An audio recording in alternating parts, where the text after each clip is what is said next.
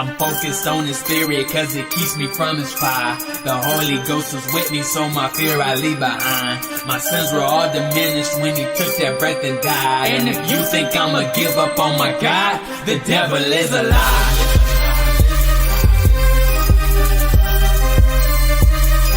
The devil is a lie.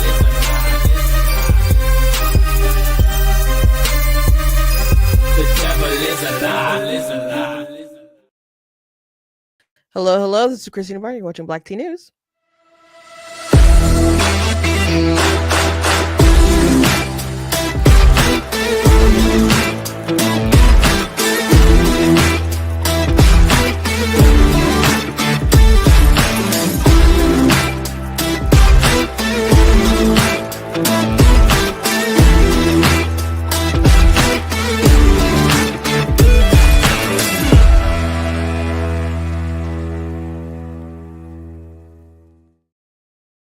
Hello, welcome to Black Tea News. I'm your host, Christina Barr, and today we're going to be talking about Democrats and their very low favorability rating right now among Americans. And there's lots of reasons to why they are doing so poorly, but they pick the absolute worst battles to fight, whether it's picking 80-20 issues or just fighting for, green card holders who are pro Hamas. it's it's all very strange, the things that they fight for, and then they just have no good messaging, and a lot of their people who they are propping up who just love to get on TV are a bunch of clowns. So Republicans, they have their issues. They definitely don't have it all together. I think a wiser party would be able to get some more ground and to work things out better than what they're doing right now. But unfortunately, they just are all over the place. So that we'll be talking about that stuff today. Before we jump into everything, I encourage you guys to go to blacktnews.com, check out different content on my website, articles, videos, etc. If you like what I do here, please consider leaving a donation at blacktnews.com/donate, because it does cost a stream and run my website and all that good stuff, so you guys can support. I very much do appreciate it and appreciate you guys. You guys can also go ahead to blacktnews.com and check out different merch that's available on the website. There's stuff there. You guys can also check out some of my books that I've written. I have 18 that are published all together right now, and I have 2 nonfiction books. One of them is Slay Your Fear. This is the Slay Your Fear is one of my books, but this is of course, God is blatant against abortion. And another one that I have that's nonfiction would be Slay Your Fear, and the rest are fiction with all kinds of different categories. March is reading month, so you got, looking for a new book for your little ones. This is a chapter book that is very wholesome, got some good values in it. So I encourage you guys to pick up like Super Kid, but there's lots of stuff also for older readers as well. So thank you to those who are interested and who have looked up some of my stuff. I very much appreciate you. I hope you guys had a good weekend. It's Monday. I always like to sign you off on Friday and wish you well on your weekends. And so I hope you guys did enjoy it. Thank you to those of you who are watching live and to those of you who will watch back later. I saw, I had mentioned the show Fringe last week, and someone in the comments later was like, I love Fringe. I just want you to know I love that show. I went back and watched it again like a couple of years ago. Maybe it was like about 2 years ago. It was well worth the rewatch. Just had some really good values, and it was really intriguing as well. And it wasn't really woke. A lot of stuff was woke. This was like before that age. And so I just really enjoyed the show. So I just wanted to shout that out. I saw your comment. So the first thing I want to start off with is this funny video with Trump, and someone had like shoved a microphone in his face, and he just made the funniest expressions when it happened. And someone was joking about it being another attempt on his life because it was so close, but of course it's just joking around. But his face is but in the comments, people are like, it like touched his mouth, so if something was on it, that could have been kind of dangerous. Not kind of dangerous, really dangerous. But let me go ahead and shrink myself very small. Put me in a corner. I'll make this bigger, but it's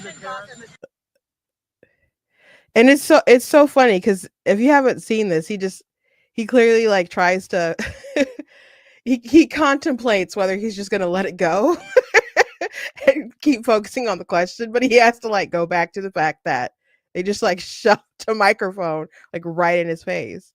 Mr. President, obviously concerned, you're concerned about the situation in Gaza. What are the hopes now to get the hospitals back? She just became a big story tonight, right? Yes, sir. Did you see that? Mr. President, I just I just love how his face tells so many stories as this is happening. The uh the shove, the look, like like I don't know, he like he just knows he's on reality TV or something, or is breaking fourth wall or something. The look there, the eyebrows.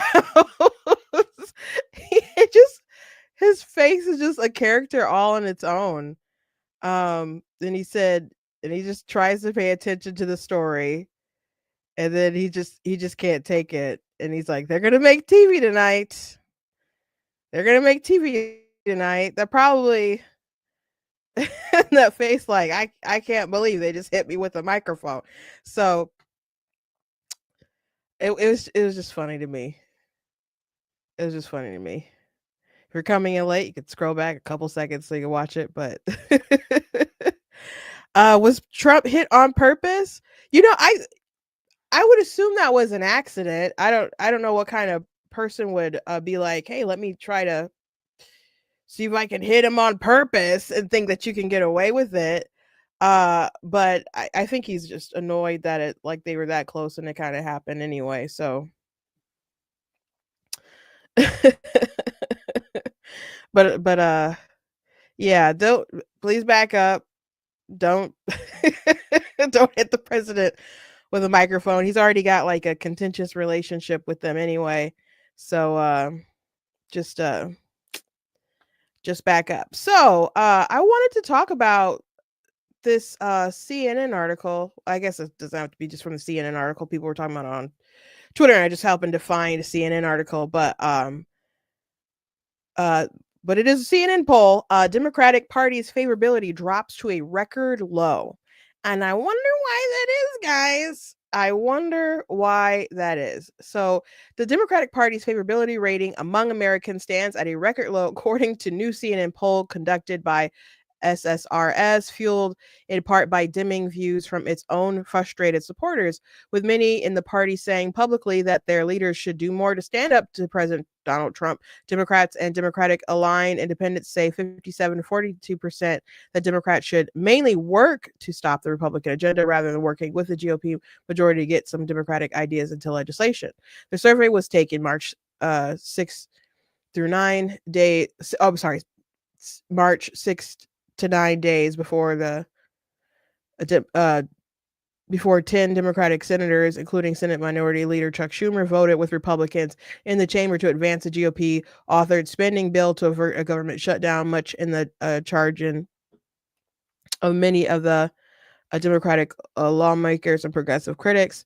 The majority's desire to fight the GOP marks a significant change in the party's posture from the start of Trump's first term. A September 2017 poll found that the broad 74%, a majority of Democrats and the Democratic learners, leaners, say that their party should work with Republicans in an attempt to advance their own priorities, and just 23% advocating for a more combative approach. And a shift from Trump's first term, most Democratic aligned adults say that the party should focus on trying to. Well, I'm sorry, that was a header. I need to read that. Democratic aligned adults say 52% to 48% that the leadership of the Democratic Party is currently taking the party in the wrong direction. That's another shift from 8 years ago when the views on this metric were largely positive. Among the American public overall, the Democratic Party's favorability rating stands at just 29%.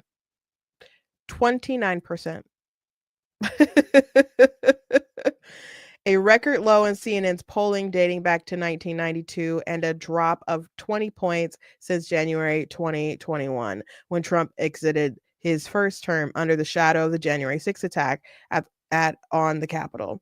The Republican Party's rating currently stands at 36%. So it's not like the Republicans are well beloved, but they are above the Democrats here. 29%. That is quite low. That is quite low. That's driven in part relatively high levels of dissatisfaction within the Democrat Party. Just 63% of Democrats and Democratic-leaning independents report a favorable view of their own party, a dip from 72% in January and 81% at the start of President Joe Biden's administration. The decline comes across ideological wings, with favorability ratings for the Democratic Party falling by 18 points among liberals and moderates alike since the start of 2021. By contrast, 79% of Republicans and Republican leaners currently take a positive view of the GOP. Political independents as a group take dim views on both parties, with 19% rating the Democrats favorably and 20% saying the same about Republicans. Both the Democratic and Republican parties are viewed by about half the public as having views and policies that are too extreme rather than genuinely mainstream. That's a change from 2022, when most Americans, 56%, call the Democratic Party's positions mainstream. So it's changed too. Views on the GOP have remained effectively unchanged over that time. Political independents remain likelier to see the Republicans as out of the mainstream. 57% call the GOP too extreme, while 48% say the same of the Democrats, but 16% of the Democrats call their own party too extreme. While just 9% of the Republicans say the same of the GOP. The public continues to draw a distinction between Trump and his party. Americans are 9 points likelier to call President Trump too extreme than to say the same of the Republican Party as a whole, although that's down from an 18-point gap in 2022. Democrats who overwhelmingly consider Trump too extreme have yet to consolidate around any one party leader to serve as a counterpoint. Asked in an open-ended question to name the Democratic leader they feel best reflects their core values of the party, 10% of the Democrats aligned adults named New York Representative Alexandria Ocasio-Cortez, 9% former Vice President Kamala Harris, 8% Vermont Senator Bernie Sanders, and 6% House Minority Leader Hakeem Jeffries. Another 4% named former President Barack Obama and Texas Rep. Jasmine Crockett, with Schumer joining a handful of others at 2%. Wow. More than 30% didn't offer a name in response. One respondent answered, "That's the problem." Michigan Senator Alyssa Slotkin, who delivered the party's response to Trump's presidential address this month, remains largely unknown. A separate question finds that nearly 3/4 of America, they are really trying to make her a thing. I apologize if she becomes a thing, but man, don't, because she's from my state. I didn't vote for her, certainly, to be in the Senate. She lost she won very narrowly, very, very narrowly. We almost had that race. Republicans almost had that race. But please, America, don't make her a thing. Don't make her a thing. A separate question finds that nearly 3/4 of Americans have never heard of her, have no opinion of her, with the remainder roughly split in their opinion. Slotkin is scarcely better known within her own party, although Democratic aligned adults who do express view of her are largely positive, 24% favorable to 6% unfavorable. Like, why, like, I know she gave the response, but it seems even weird that they included a paragraph about her in this article. So it seems strange. Like, did they mention her and not like Whitmer? That's I'm going through this article the first time. I knew the 29%, but yeah, I didn't mention Whitmer. So if they're gonna mention a woman from Michigan, to me it seems strange that they'll go with Slotkin. Now Slotkin, she I have friends who are Republicans who know her, who are friendly with her, but she still has left tendencies as well. She's gonna be lockstep with them. There's a line from her at the convention, I think the DNC convention, saying party over country. I'll have to find that clip. Like, I'm issuing a warning, because I'm just seeing how they're she was the person who gave the response. She's from a Midwestern state. She's a woman. She's not mixed up in, like, I don't know, COVID and other stuff, because she wasn't like a governor or whatever. I don't know. Maybe the negatives that Whitmer has on her, maybe they figured they could uplift somebody else. Is anyone else getting like alarm bells? How they're trying to like just prop her in the news and other stuff like that. I I don't want her to be a thing. We have to tear her down now. We have to tear her down now. Like Crockett, she'll probably run for something. She's uh but she's crazy, and so is AOC. But I mean, AOC takes herself a little too seriously now, and a lot of people seem to like her or whatever. Um, but as far as like serious leaders right now, they ain't got one. But Alyssa, they're trying to make, I think, a serious leader. They're trying to. We gotta take her out, guys. Not like literally, not like physical violence. Just FYI to the media matters if one day they care about my show enough. But just like politically. Ocasio-Cortez's stock in the party is especially high among those who describe themselves as liberal and those younger than 45, with roughly 1 in 6 within each of those groups calling her emblematic of the party's values. No Democratic leader polled in the double digits among older adults or moderates in this metric. Democratic aligned adults views their party and its leadership also divide sharply along demographic lines. The poll finds those who call themselves Democrats are far likelier than independents who lean toward the party to express favorable views of the Democrats, 72% to 39%, and to say the party's leaders are taking it in the right direction, 53% to 34%. And while the party's leadership earns positive reviews from most Democratic aligned women, 57% of whom say they're taking Democrats in the right direction, people of color, 57%, and those without college degrees, 60%, just 38% of men and 32% of white college graduates say the same. By contrast, majorities across demographic lines say that they want to see Democrats work to stop Republican agenda, with the daylight between the views of those who describe themselves as Democrats and those independents who lean toward the party. The only remaining Democratic aligned group to edge in favor of compromise are moderates. They say 51% to 48%. The Democrats should mainly try to work with Republicans. The CNN poll was conducted by SSRS from already March 6th to 9th among a random, so it wasn't days, it was March 6th to 9 among a random national sample of 1,206 U.S. adults drawn from a probability-based panel survey where either conducted online or by telephone or live interviewing results, all adults, blah, blah, blah, blah, blah. So the margin of sampling error is 3.3 percentage points. Results among the 504 Democrats and Democratic leaning independents have a margin of a sampling error of 5 percentage points. So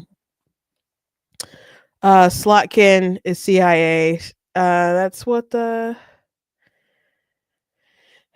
say. She came in during like the midterms in 2018, won in Congress, and you know, she is viewed as less crazy, but she still capitulates to that crazy. Like there's a video of her reading I Am Jazz. Book about a boy who transitioned like young. So it had a lot of different complications. So the Democrats aren't doing well as far as their favorability. There are Democrats who want the leadership to be more antagonistic towards Republicans and not work with them. I don't think that's a great strategy. I think they should find partisanship where they can and work together to just build. I think they should do this is what I think. And I know they're going to listen, so I might as well just say, I think that they should do their best to try to be the adults in the room. I think that they should work with Republicans to get good things passed, to get bad people deported. When there are hiccups, they should talk about hiccups. Like I read about a man who went. I mean, I guess there could be information that wasn't in the article or whatever, but he married a woman. She's from Peru, but she's been living in the United States for a long time, and she's been taking the steps to, like, I guess, become a citizen. But she got detained while they were, like, I think coming from their honeymoon from Puerto Rico, and so she was like detained. So, like, in situations like that, they could point out, like, Trump's going too far or whatever, and we gotta make sure that, we these sorts of things don't happen, and call out that stuff. But they should be like, yeah, we should get Venezuelan gangs out of the country. you know, they should let common sense guide them to when it's appropriate to work with Republicans, get stuff done. And if they can just be the adults in the room for a while, and yes, that means working with Republicans and getting things that the American people want done, because the Trump did win. He won the popular vote. He won the swing states, every single one. And most of the counties were flipping his way. Democrats lost big. They lost big. And you can say, well, he didn't win that much by the popular vote. He won big.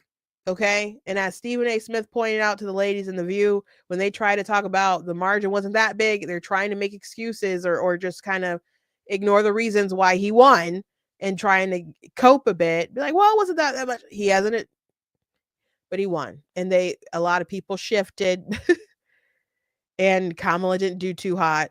There's lots of reasons why they lost. We don't have to rehash them all. But Trump does have a mandate. There's things that the American people want, and they should work to make sure that they are done well.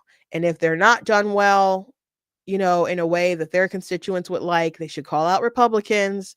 And when Trump goes off tweeting something crazy or posting something on Truth Social that seems a little nutty, that's when you come at him and you go hard at him. But you can't just use up all your capital crying wolf at dumb things when there's no wolf. You have when you want to make noise, you have to make noise at strategic times. If you just make noise every day over everything, even things that common sense people will look at and say, "Bro, what are you I'm on his side. Like, why are you flipping out? Like, those people support Hamas. Like, why are you mad that their green card got revoked? That person went to a funeral of like a terrorist while they were in the there's a new woman who they're flipping out about him.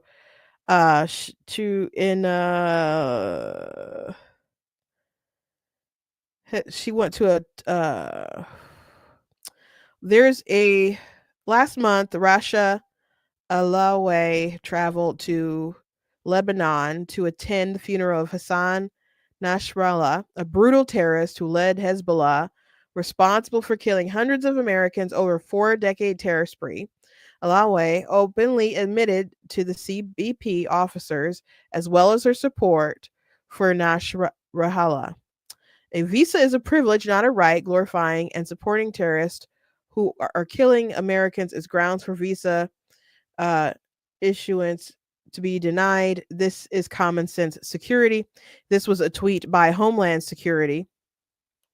Okay, and so this is like another person that the left is deciding to stick up for. Like, how dare you revoke their visas? And Trump is so funny, or the White House is so funny.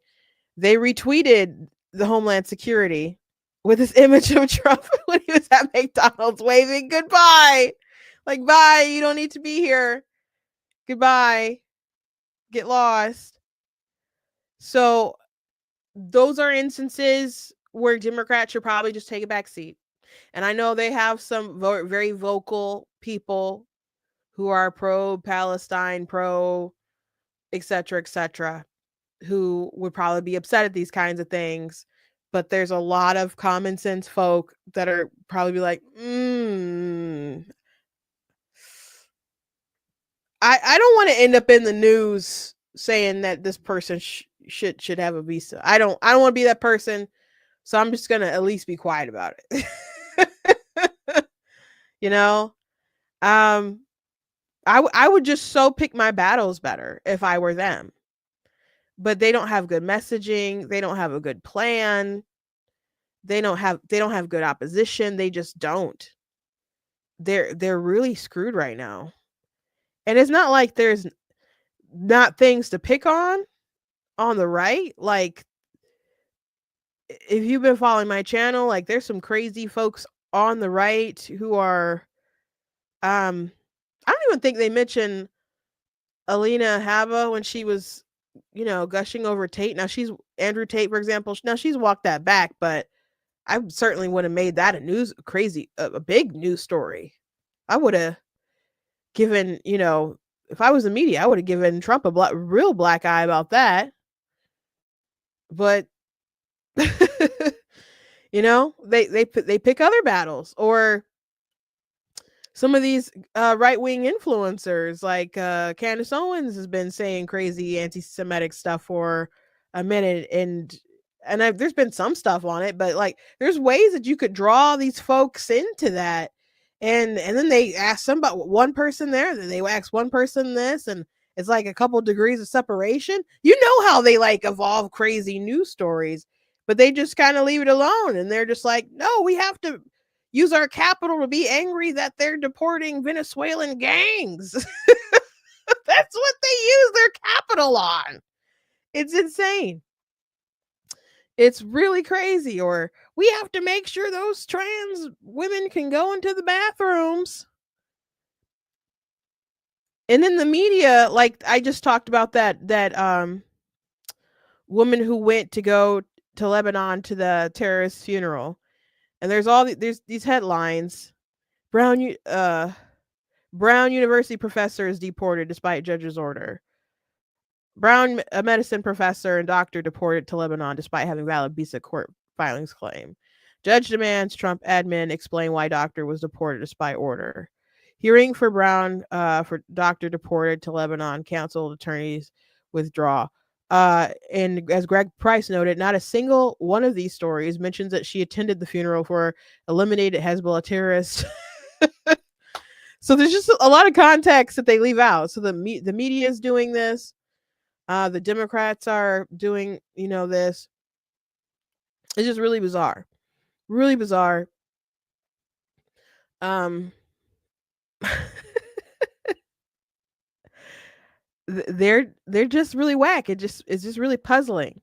It's not like Trump is perfect. If they just wanted to expend their capital talking about tariffs and some of the facts of the tariffs and the uncertainty in the market, just I don't know, things like that, because economy, that's a number one issue, right? I would just be hitting on specific things, like, and you gotta be patient with what you decide to hit them on. Like you can't attack Trump like 2 days after he becomes president about the economy. You can't attack him 5 days after he becomes a president about the price of eggs, which now they're dropping. And I mean, there's more chickens being born. There were a lot that were killed, but so they're kind of going down, not as down and fast as we like, but they are going. The prices seem to be going down for those eggs. Um, and they could have just waited a little bit, because you can't say that the economy was amazing, amazing, amazing, and the Trump like totally just wrecked it, like as if like, well, no, maybe it wasn't great, and you were lying to us before. Maybe that's the thing. Who knows? Who knows? But no, they got to focus on dumb stuff. So, there's these gangs, Venezuelan gangs, that Donald Trump wanted to go after. And he used a law that was old. And he got shut down. There was a federal judge that shut it down. Now that's crazy.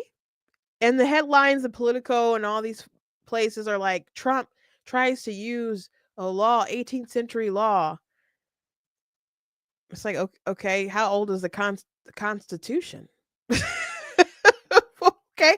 How's the Constitution? You really don't want him to be able to deport Venezuelan gang members? That seems crazy. Like they asked Tom Homan about it. He had a very simple answer. You say to those who claim you're using a 200-year-old law to circumvent due process? An old law?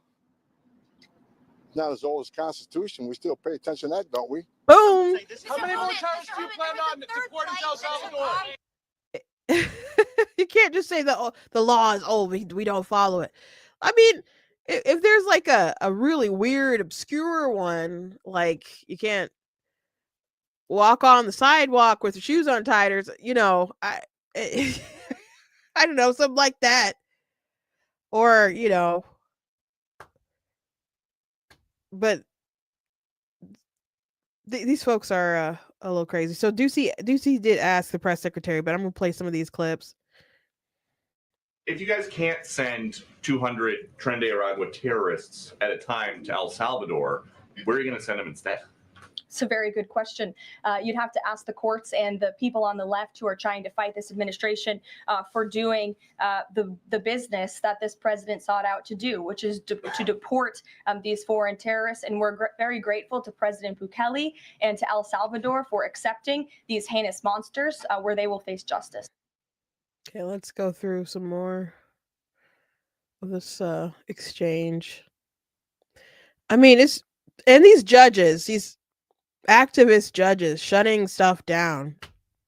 It's crazy. And if these guys are terrorists at war with the United States, is President Trump considering anything more lethal to address them than just sticking them on a plane somewhere else? Well, it sounded like you had a little bit of curiosity in the premise of your question, so I want to address it. These are designated foreign terrorists. The president signed a proclamation on February 20th, 2025, designating TDA as a foreign terrorist organization that was in consultation with the Attorney General and the Secretary of Treasury. That was pursuant to 8 U.S. Code 1189. The president has the right to do that. And I think nobody would argue that Tren de Aragua should be designated a foreign terrorist organization. If you want to have that argument, I'm happy to do it. These are heinous monsters, rapists, murderers, kidnappers, sexual assaulters, predators who have no right to be in this country, and they must be held accountable. Like, why don't we want these people deported? Why? And something different. There is now. I'm sorry, that's a different subject. The French apparently wanted the Statue of Liberty back. I guess I can play that clip. A member of the European Parliament from France who does not think the U.S. represents the values of the Statue of Liberty anymore. They want the Statue of Liberty back. So is President Trump going to send the Statue of Liberty back to France? Absolutely not. And my advice to that unnamed low-level French politician would be to remind them that it's only because of the United States of America that the French are not speaking German right now. So they should be very grateful to our great country. Yeah, that's very much a come and take it kind of issue. And then who just like demands to just give the gift back? Like, just get over it, man.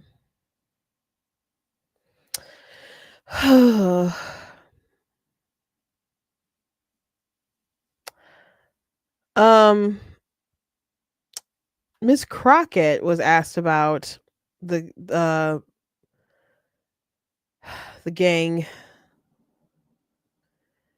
and their deportation, and let's go ahead and watch what she had to say. To deport undocumented Venezuelans that the administration say are dangerous individuals with ties to the gang Tren de Aragua. That gang is obviously associated with a lot of crime, human trafficking, drug dealing, theft, shootings, including in your state of Texas, right outside of your congressional district. Do you agree with this? And if not, what's your issue with the U.S. using any tool at its disposal to remove undocumented violent people from this country? Well, my argument is that we already have tools that are available to remove undocumented violent people from our country. And so the idea that you want to go into a zombie law, this is kind of like what we saw in Arizona when they decided to revive a zombie law around abortion. It is the fact that we can't trust this administration to. It was a law that was on their books. Like, what was it? It was a law that was on their books and it should have went into effect. But bringing that up, like, Trump flipped out about that law and wanted that change and the legislators to do something, and then they passed something on their ballot. So anyway, changing the subject. Actually use a scalpel, but instead they love to use a butcher knife on things. And so giving them this wide latitude to just kind of go across and just claim that anybody is anything is wrong. And so we do have courts, we do have processes, we do have laws, and we should just go ahead and use those. There's a reason that nobody else has decided to go back until into Adam's times in order to try to find ways to make sure that we can keep our country safe. It is a law that's on the books. It's the Alien Enemies Act. He's using it to get rid of terrorists. And what is so wrong? And she can go ahead and debate the press secretary on whether or not they should be designated as terrorists. If she feels up to the challenge, if Ms. Crockett feels up to the challenge, she can go ahead and debate that.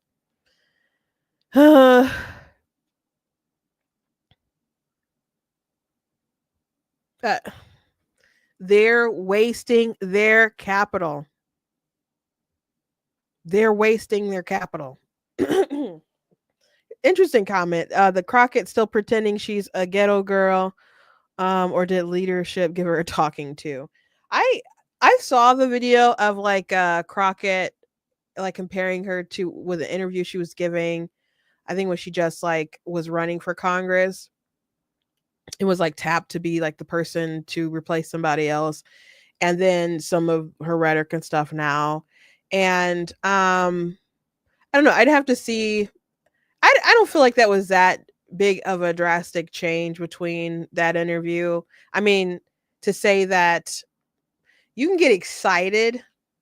I don't think it's necessarily code switching, at least not on purpose or whatever. You can get excited and get hyped up and then kind of just have a different demeanor. It's so I don't want to say necessarily that she is not ghetto. And she isn't actually a hot mess. But you know, I think she is playing it up for the cameras, as most of these people do. Like Cory Booker plays it up when he's doing, you know, hearings and stuff. I've heard he's different in person. So all these people play games in front of the camera. So she might be a little ghetto in real life. I don't know.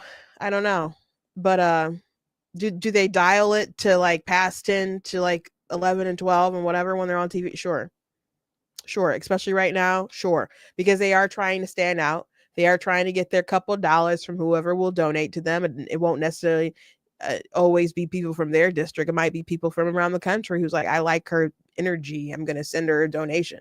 So these people want attention. These people want attention for sure.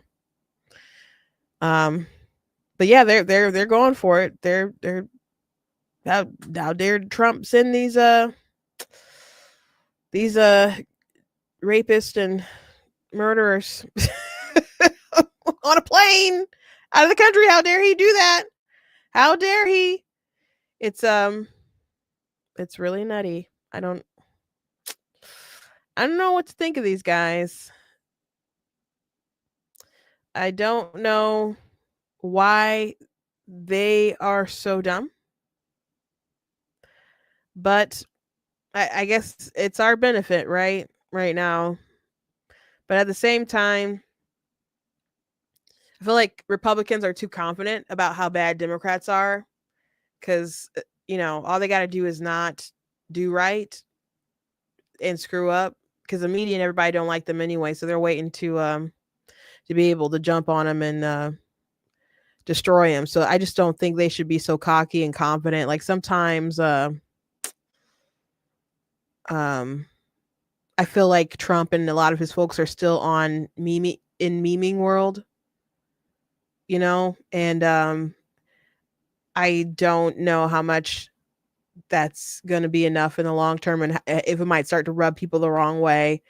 That's why I'm like, if Democrats were just like, we're going to stand up and we're going to be the adults, like Don Lemon said, they need to, uplift Crockett and AOC more. Like, nope. And they have a plan because they're obviously trying to like push up people like Alyssa Slotkin. Those are the kind of faces that they want to be like prominent in the Democrat Party. Someone who seems like they're kind of reasonable, to the other side or something. That's the route that they want to go. So I don't know if they're going to allow their crazies to push them there. I don't know. Because Trump has a talent for making his enemies crazy and having really, really terrible enemies. But that doesn't mean that they do everything perfect, for sure. For sure. So there was another clip I wanted to show you guys before kind of moving on. I'm just looking. They did ask Chris Murphy about the historic lows and the Democrat Party and their numbers. And he didn't have a great answer either.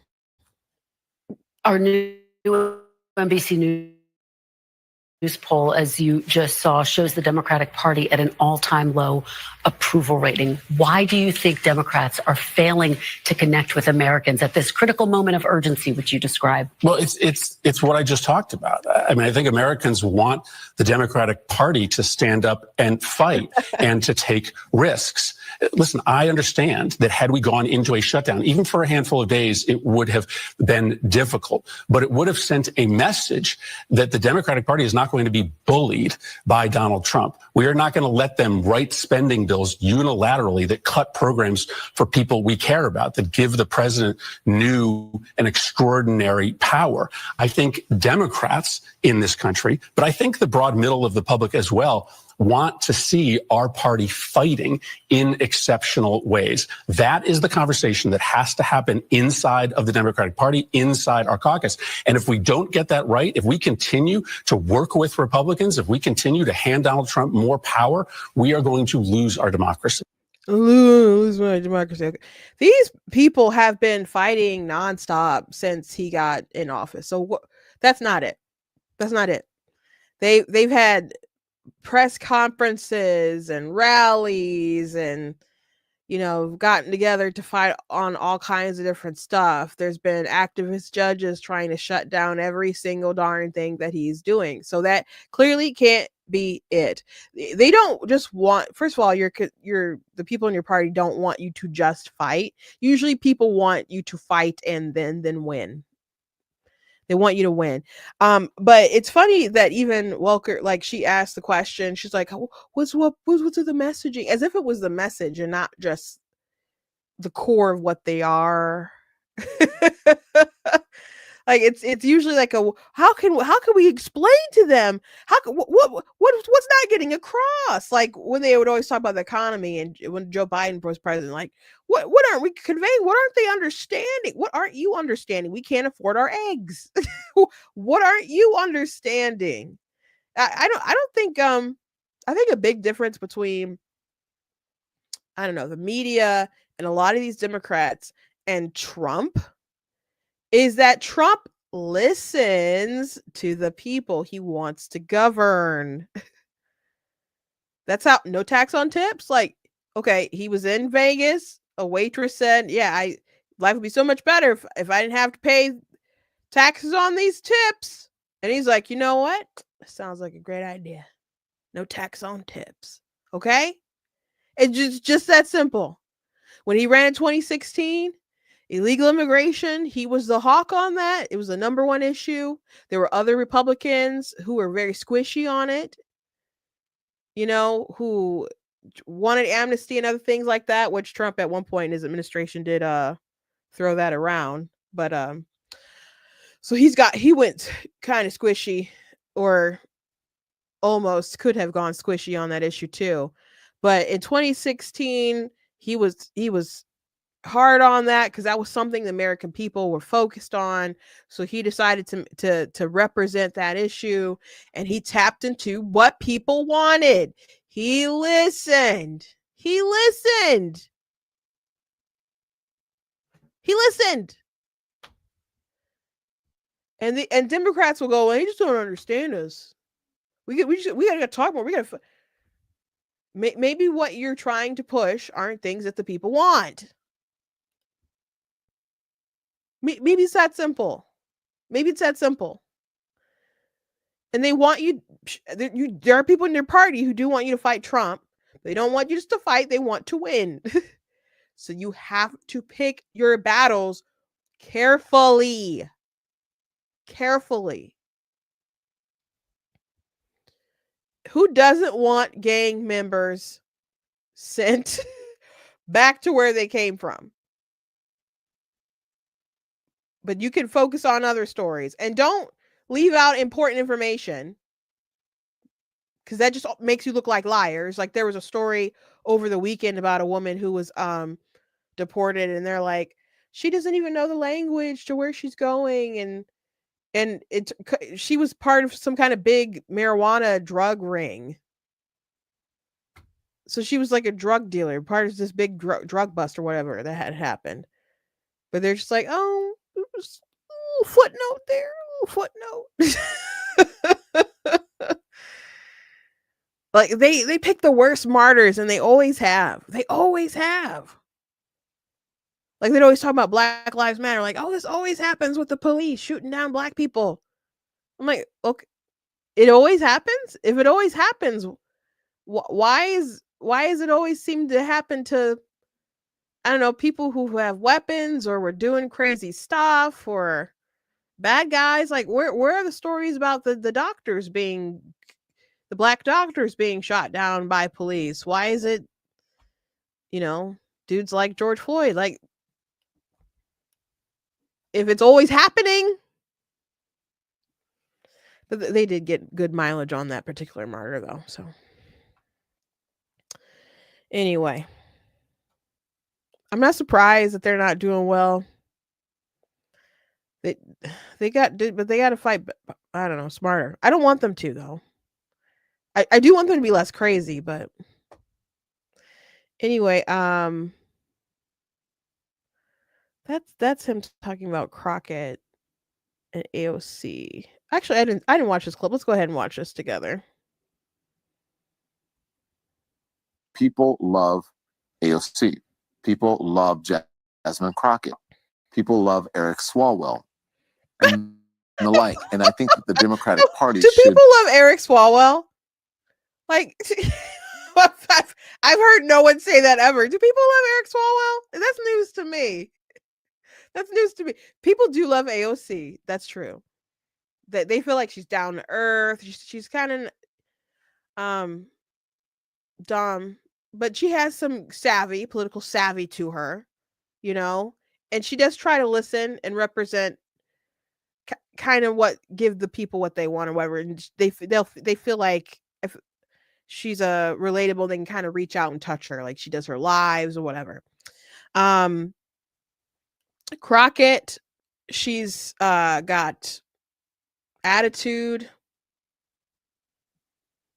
and I don't know, folks like her telling off Marjorie Taylor Greene and all kind of stuff. She has good entertainment value. She's the whatever's in people's brains that make them addicted to the drama of like housewives and reality TV, and that drama, like, oh, did you see what happened?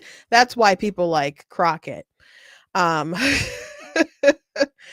Not for glorious wisdom or anything like that, representation. Eric Swalwell, people loving him. That's news to me. Maybe I'm in a bubble. I don't know.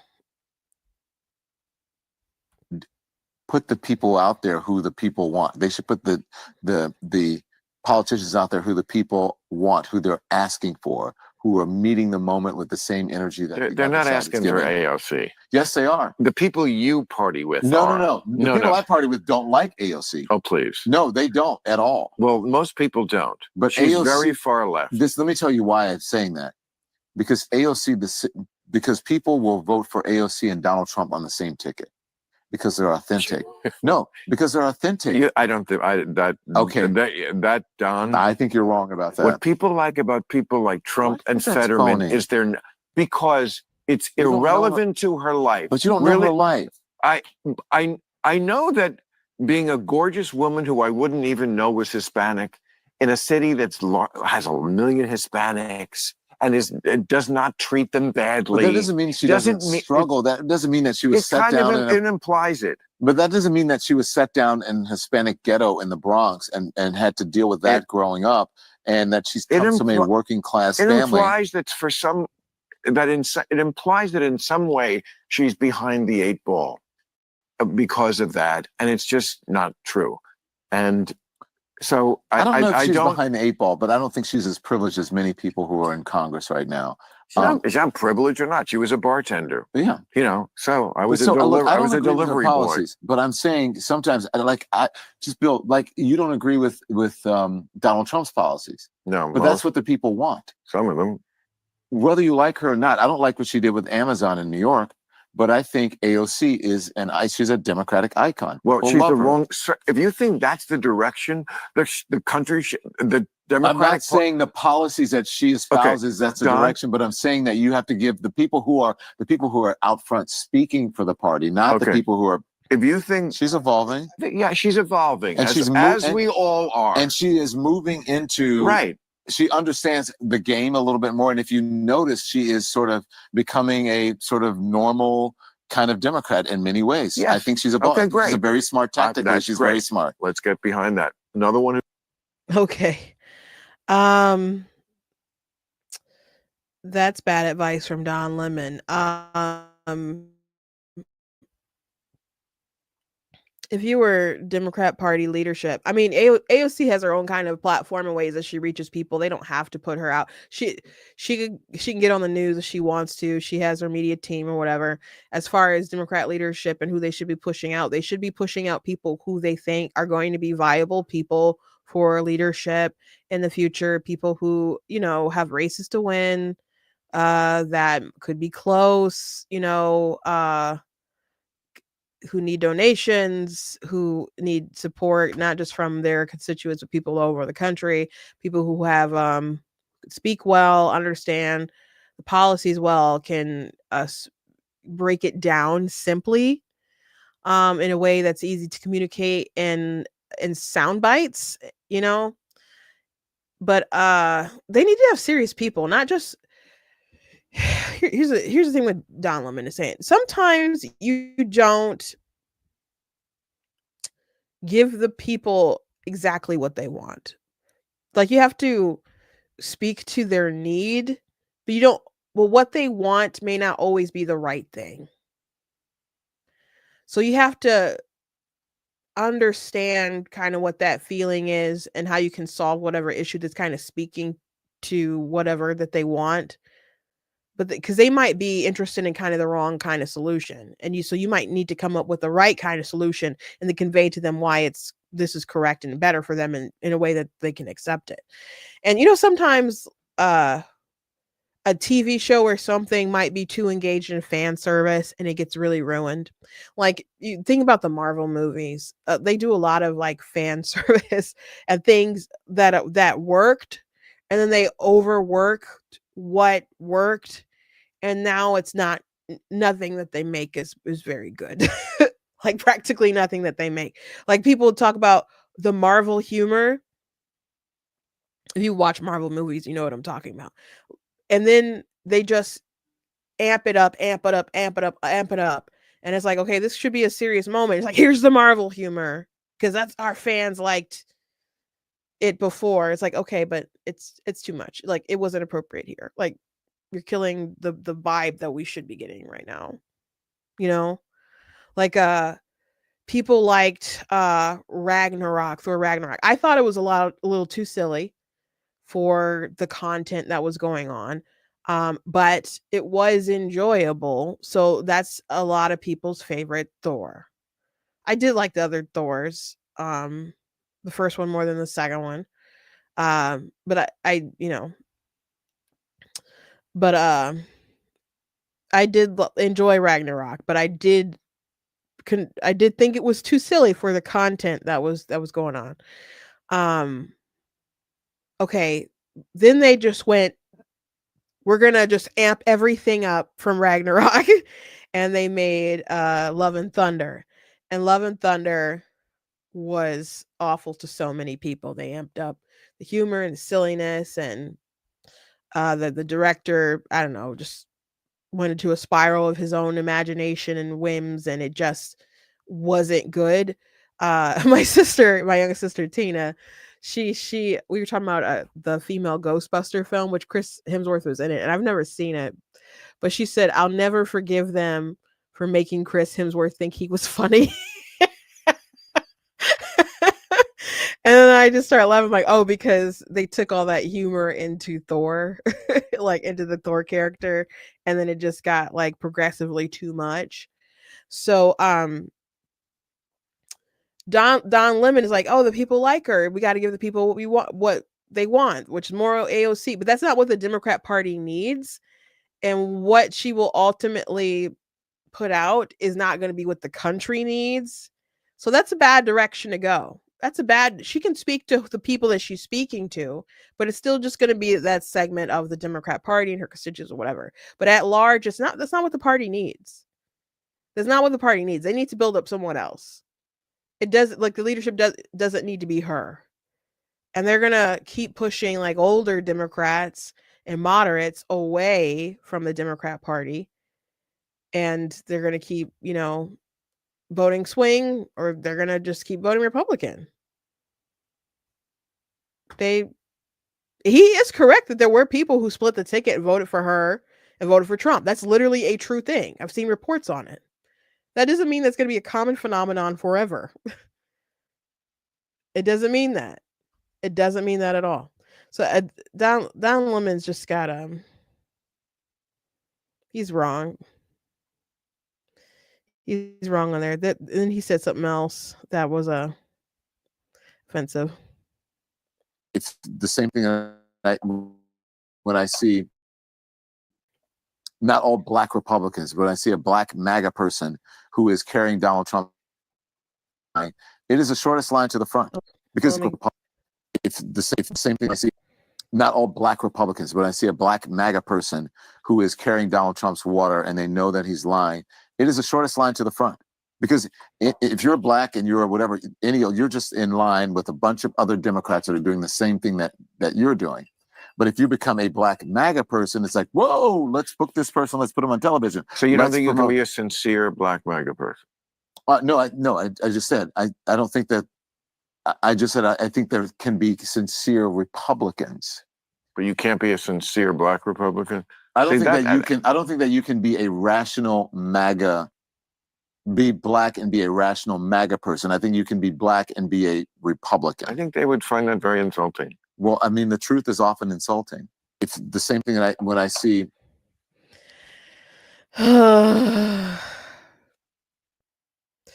The truth is often insulting. I hate to think about her, but first thing that popped up, I knew what this clip was. I hadn't watched it myself.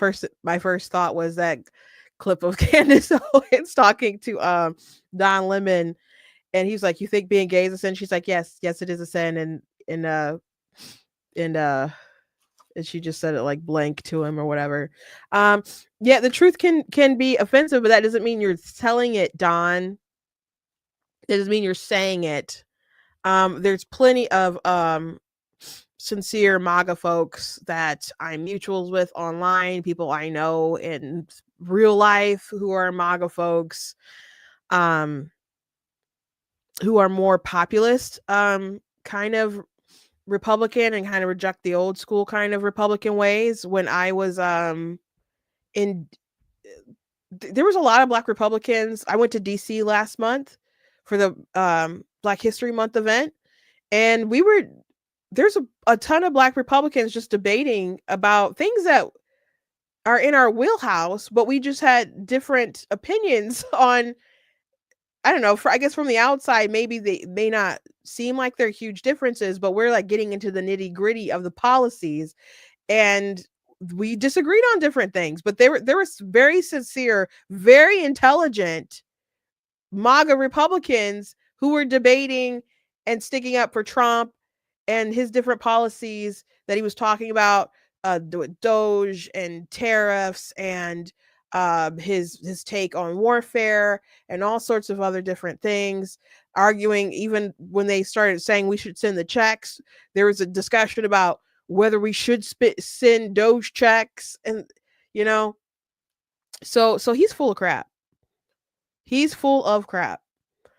And is it scary to you guys that someone who's like a journalist and they had a news show and they talked to a lot of people? Don Lemon went around the country, like when he got kicked off of CNN, and he was doing, actually I don't know how much he traveled across the country, but he was doing a bunch of different interviews with different people to see what they thought about the election, and he heard from a lot of people.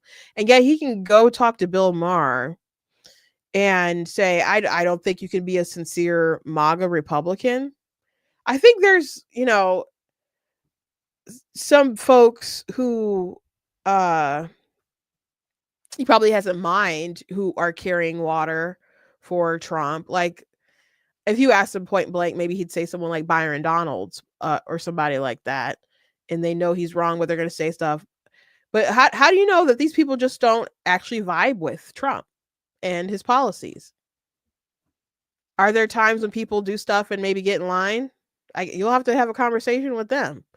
There are times I'm like, I think you repping a little too hard, but that's their guy. That's their guy, and it's and people do get behind folks all the time. There's nothing I could. Well, not nothing.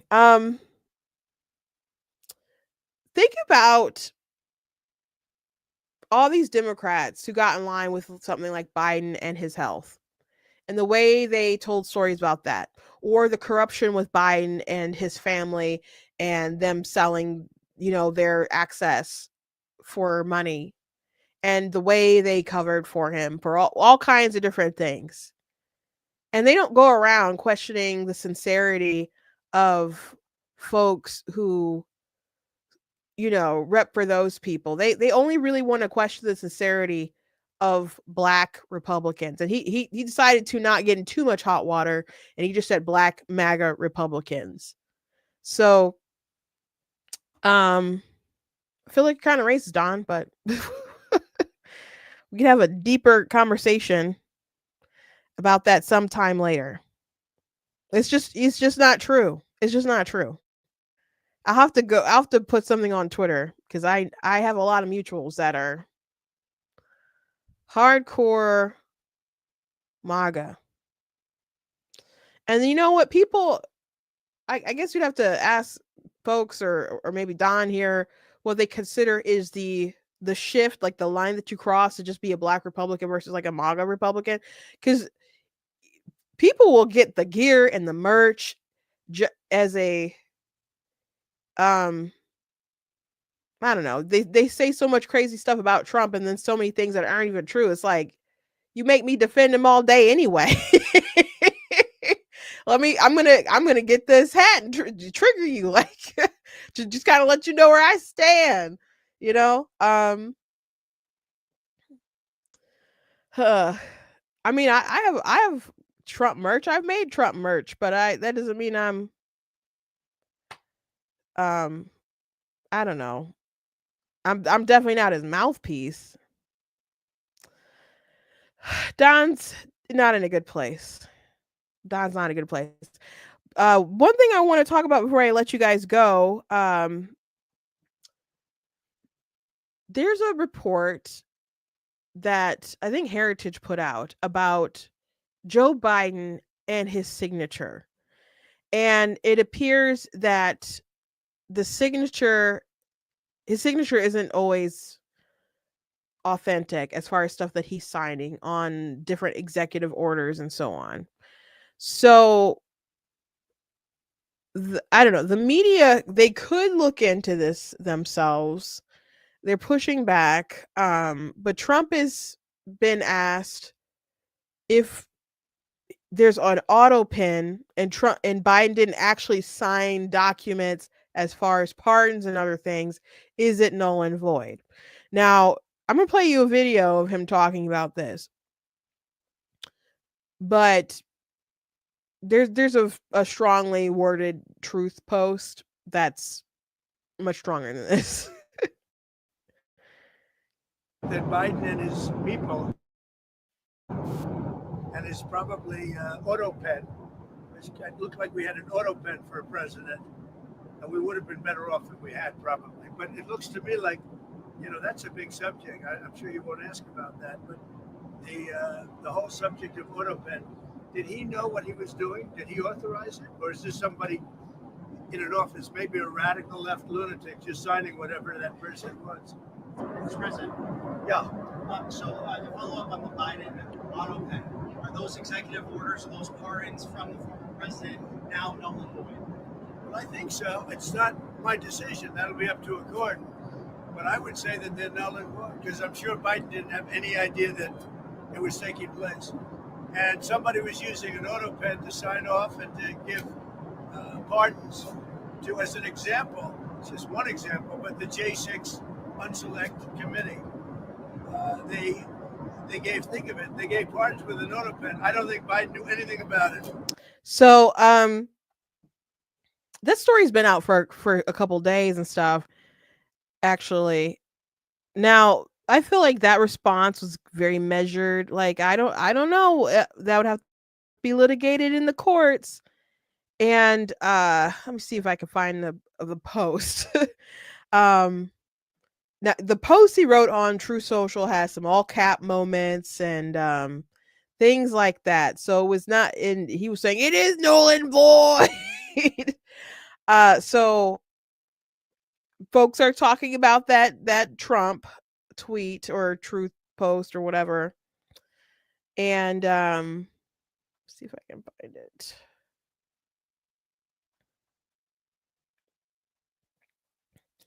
The pardons that Sleepy Joe gave to the Unselect Committee for political thugs and many others are hereby declared void, vacant, and no further force or effect because of the fact that they were done by auto pen. In other words, Joe Biden did not sign them, but more importantly, he did not know anything about them. This is just two different vibes than the one we just watched. He just gets that phone in his hand and he just starts I don't know, the power just comes to him. I don't know.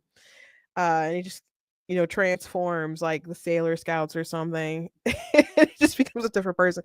In other words, Joe Biden did not sign them, but more importantly, he did not know anything about them. The necessary pardoning documents were not explained to or approved by Biden. He knew nothing about them, and the people that did may have committed a crime. Therefore, those on the Unselect Committee who destroyed and deleted all evidence obtained during their 2-year witch hunt of me and many other innocent people should fully understand that they are subject to investigation at the highest level. The fact is, they were probably responsible for the documents that were signed on their behalf without knowledge or consent of the worst president in the history of the country, crooked Joe Biden. This is too much. my humble opinion is a little too much. I think that you really, what he said before on the plane was correct, and that would be up to the courts or whatever if they even wanted to challenge it. I think presidents challenging pardons of other presidents. Biden did some unprecedented wild stuff. Right? Things that he didn't want Trump or thought it would be egregious if Trump did, like the blanket pardon stuff. Biden, they went ahead and did that. And so I think if he starts challenging these pardons, and maybe they ought to be challenged, it just does open a door of everyone else like challenging other sort of pardons or whatever. You'd have to have reasonable grounds to why they're going to be challenged, but declaring it on Twitter or True Social, wherever he it's it's a pink thing, so it's, I think it had to be True Social. Isn't great, not gonna lie. And then he's saying things that he doesn't know, like he's saying Biden didn't know about it. Someone committed a crime. He doesn't know those things, and I don't think he could prove those things. At least not right now. I'm not saying that he's not correct, but it's just too early to say things like that. So I like the presidential on the plane. Like, I don't know. They'll have to be assessed in the courts if and they'd have to look more into the auto pen thing. But angry all cap tweet. I mean, not all of it was all caps, but there's a lot of caps. Probably not the right way to go. Way to go. So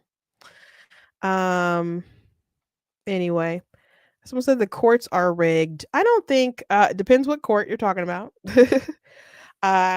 Some courts are biased for sure. I don't know if I don't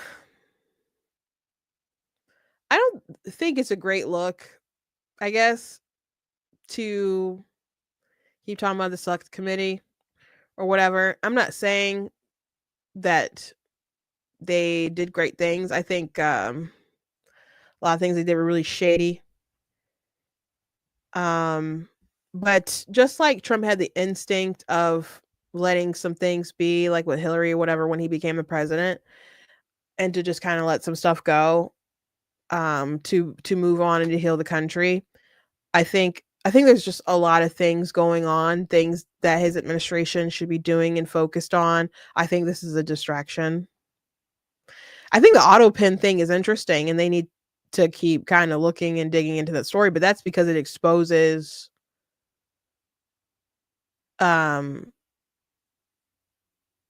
it continues to expose how bad things were with Biden, his people around him, how much people were manipulating him and manipulating the country, and it just the conspiracies is important to uncover. One, because the public was lied to, and we need to be represented properly, and people do need to pay for that. So I think it's worth pursuing, but I think there are better ways to pursue it than post on True Social. You are the president. You can just, I don't know, keep talking to committees, talking to the DOJ, have the Senate set up, ask Thune to set up some kind of hearing, or Mike Johnson, something. There's more constructive ways to find the truth, but we don't need anything like what happened with Joe Biden happening again. But we don't need a repeat of the missing president, especially as they're pushing a lot of things through executive order and really, trampling people's liberties and exercising the power of the pen in the way that they did. The funny thing about Trump versus Biden, or just the Democrats versus Republicans, or specifically Trump, is like they keep saying that Trump is a threat to democracy and Trump is exercising too much power. But the power that he's using is power, that's delegated to him through the executive powers. And what are they trying to do? They're trying to stop spending so much money. They're trying to cut down on like different departments within the executive branch. It's his branch. And they think he's tyrannical because of how he's running his branch. He didn't come over to Congress and start knocking heads and saying we're going to do X, Y, and Z. He that's not what he's he's not taking over their branch. He's not, taking over Supreme Court or something like that, or they're all co-equal branches. but he, in his purview, they're like, oh, I don't think we should spend this money on stupid stuff. And then they're like, he's a threat to democracy. He's a dictator because he wants to shrink the influence of the executive branch. And they think he's a monster for it. It's just very interesting stuff. Very interesting stuff. Anyway, that's it for today. Please go to blacktnews.com, check out different content on the website, articles, videos, etc. If you like what I do here, please consider leaving a donation on the website because it does cost a stream. We're on the side, all that good stuff, so you guys can support. I very much do appreciate you guys. You guys can also check out different merch that's available on the website. You guys can also check out some of my books, like Of Course God is Blatantly Against Abortion. And you guys can check out other books that I have as well. I'm so excited for Comic-Con, Motor City Comic-Con in May. I should look into. I used to go to like some other ones, like C2E2. Have not been since the pandemic. But maybe I'll have to. They probably already had it now, or it's I don't know, it could be next week for all I know. But I don't know. Maybe I'll look into trying to go to some other cons again. Miss traveling, doing that stuff. But anyway, God bless you guys, and I'll see you tomorrow.